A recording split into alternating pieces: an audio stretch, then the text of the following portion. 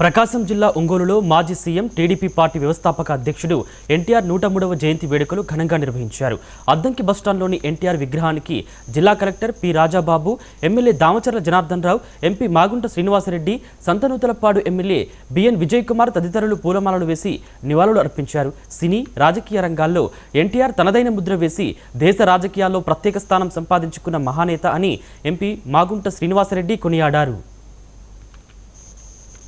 విశ్వవిఖ్యాత నట సార్వభౌమ అంటేనే సినీ రంగంలో అందరినీ ఊరు తొలగించి చిన్న వయసు వాళ్ళ నుంచి పెద్ద వయసు వాళ్ళ వరకు ఎన్టీఆర్ వేసే స్టెప్పులే మేము వేయాలనే ఆలోచనతో చూపించిన వ్యక్తి వారు సినీ రంగంలో.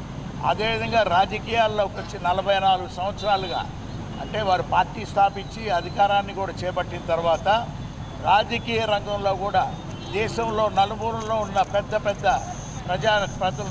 నాయకులందరితో కూడా మంచి పరిచయాలు పెట్టుకొని వారిని ఆంధ్రప్రదేశ్ రాష్ట్రానికి కూడా రప్పించి ఎన్నో పెద్ద సభలు నిర్వహించడం మనం చూసాం. వారు దేశ రాజకీయాల్లో కూడా చురుకుగా కూడా పాల్గొనడం అనేది కూడా మనం చూసాం. వారి లేని లోటే ఎప్పటికైనా.